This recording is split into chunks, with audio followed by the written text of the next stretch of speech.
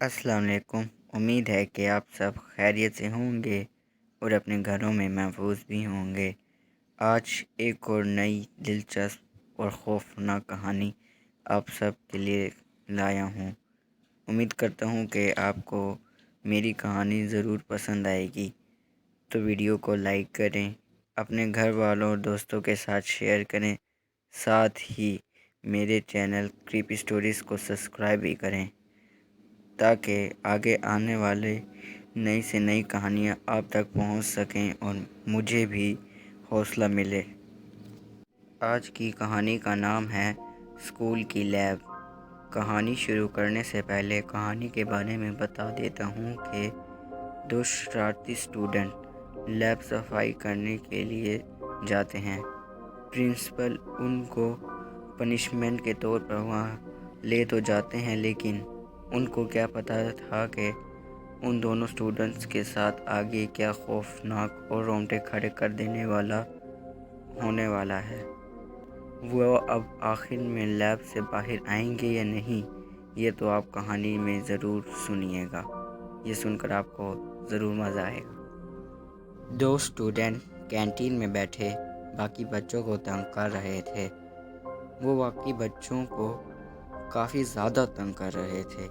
किसी के खाने की प्लेटों में कभी केचप डाल रहे थे और कभी तो किसी के खाने की प्लेट ही उल्टी कर रहे थे।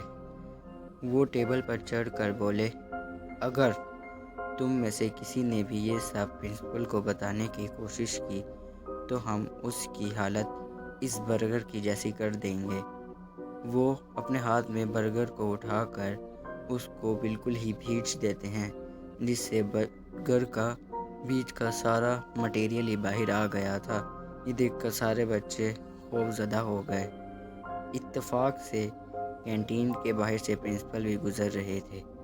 वो उन दोनों की सारी हरकतें देख रहे थे। वो जैसे ही अंदर आए सारे बच्चे पीछे हो गए। प्रिंसिपल बोले, ये क्या बदतमीज़ी है आप दोनों की। वो दोनों शर्म से मुंह नीचे कर लेते हैं।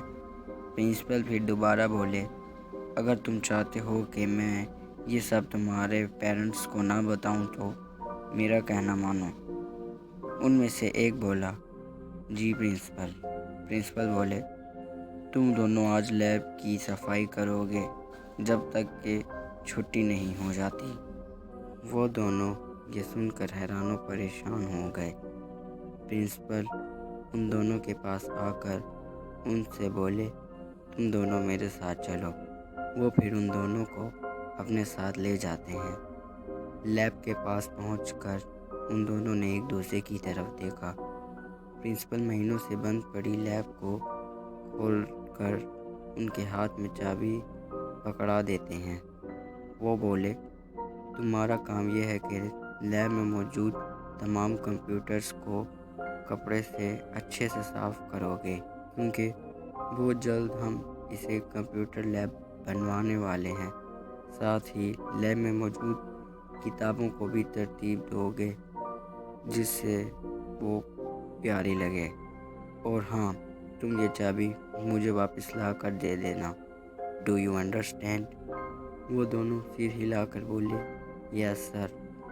प्रिंसिपल वहाँ से चला गया।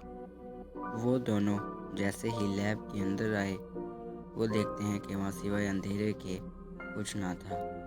एक लड़का बोला, हारिस, ये सब तुम्हारी वजह से हो रहा है। हारिस बोला, नहीं, मेरे साथ तुम भी शरीक थे। फिर वो दोबारा बोला, हारिस, यहाँ तो काफ़ी अंधेरा हो रहा है। हारिस बोला, तुम सही कह रहे हो शहरोज। वो लाइट्स भी जलाते हैं, लेकिन लैब की चंद लाइट्स जल रही थीं, बाकी सारी ख़राब थीं। हारिस बोला, हम जल्दी अपना काम ख़त्म करते हैं और यहाँ से चलते हैं, क्योंकि मुझे ये लैब ज़्यादा पसंद नहीं आ रही और खौफ भी आ रहा है। शहरोज़ बोला, हाँ, लेकिन देखो तो कितनी बड़ी लैब है, इतनी जल्दी ये साफ़ नहीं होने वाली।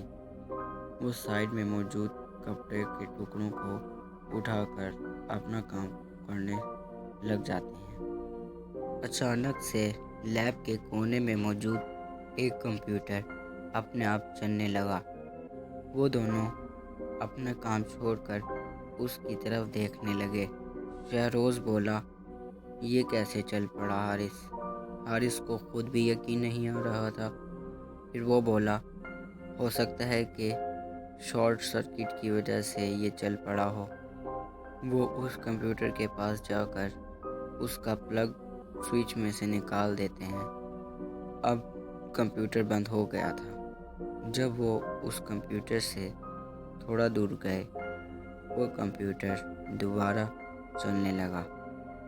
حارث اور شہروز جیسے ہی پیچھے مڑ کر دیکھنے لگے تو وہ کمپیوٹر بالکل بند پڑا تھا۔ لگ ہی نہیں رہا تھا کہ وہ جیسے چلا ہو۔ وہ دونوں ایک دوسرے کی طرف دیکھتے ہیں، آنکھیں پھاڑ پھاڑ کر۔ شہروز بخلاتا ہوا بولا، ہو سکتا ہے یہ ہمارا وہم ہو اور کچھ بھی نہ ہو۔ وہ دونوں دوبارہ اپنے کاموں میں مصروف ہو گئے۔ لیب میں موجود کرسی اپنے آپ ہلنے لگی۔ وہ جیسے کرسی کی آواز سن کر اس کی طرف دیکھتے ہیں تو کرسی بالکل ساکت تھی، مطلب کوئی حرکت ہی نہ کر رہی تھی۔ وہ ادھر ادھر دیکھتے ہوئے سوچتے ہیں کہ شاید یہ دوبارہ ان کا وہم ہو۔ حارث بولا، اب تو کلاس کے بچوں کو ہمارے غصے کا سامنا کرنا پڑے گا۔ یہ کہتے ہی لیب کی ساری کرسیاں زور زور سے ہلنے لگیں۔ اب تو وہ صاف دیکھ پا رہے تھے کہ کرسیاں سچ میں ہل رہی ہیں۔ وہ ڈر کر وہاں سے بھاگنے لگے۔ وہ بھاگتے بھاگتے لیب سے باہر گئے اور وہاں سے سیدھے پرنسپل کے آفس میں چلے گئے۔ وہ پرنسپل کے آفس کے پاس آ کر بولے، سر ہماری لیب میں بھوت ہے۔ پرنسپل مسکرا کر بولے، تم مجھے پاگل بنانے کی کوشش کر رہے ہو؟ جاؤ اپنا کام کرو۔ حارث بولا، لیکن سر وہاں سچ میں ہے۔ اگر آپ کو یقین نہیں آتا تو ہمارے ساتھ آ کر دیکھ لیں، ساری کی ساری بات کلیئر ہو جائے گی۔ پہلے تو پرنسپل سر پر ہاتھ رکھ کے سوچتا ہے، پھر ان کے ساتھ چلنے کے لیے مان جاتا ہے۔ اسکول کے کوریڈور میں کھڑے دو بچے آپس میں باتیں کر رہے تھے۔ ایک بچہ بولا، میں نے سنا تھا کہ اس لیب میں ایک بچے کی موت ہو گئی تھی۔ دوسرا بولا، کیسے؟ وہ بچہ بولا، لیب میں ایک دن ایک بچہ رہ گیا تھا اور باقی ٹیچروں کو بھی پتہ نہیں چلا تھا۔ تو جب اگلے دن لیب کھولی تو وہاں پہ بچہ مرا ہوا پڑا تھا۔ یہ سن کر دونوں ہی کافی زیادہ خوف میں مبتلا ہو گئے۔ وہ دونوں لڑکے پرنسپل کے ساتھ لیب میں آ گئے۔ پرنسپل بولے، کہاں کرسیاں ہل رہی ہیں، ذرا مجھے بھی دکھاؤ۔ وہ بولے، پہلے سچ میں ہل رہی تھیں، اب پتہ نہیں کیوں نہیں ہل رہی۔ پرنسپل بولے، جلدی کام کرو کیونکہ چھٹی ہونے میں صرف آدھا گھنٹہ پونا گھنٹہ رہ گیا ہے۔ پرنسپل دوبارہ وہاں سے چلے گئے۔ وہ دونوں بھی کپڑا اٹھا کر صفائی کرنے لگے۔ ان دونوں کو ایک سیاہ رنگ کا بچہ دکھائی دیا۔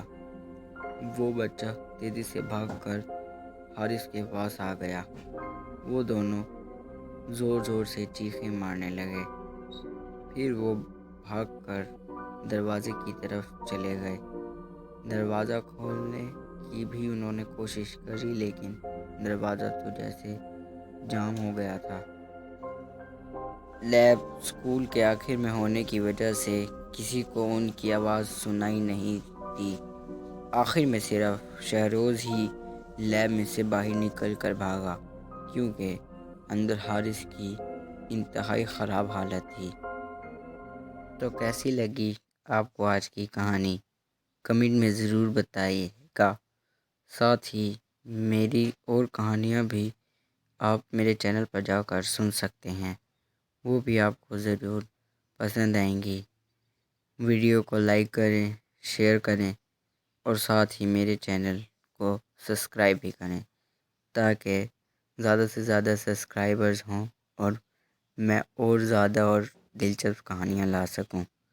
اپنا اور اپنے پیاروں کا خیال رکھیں۔ Take care. اللہ حافظ۔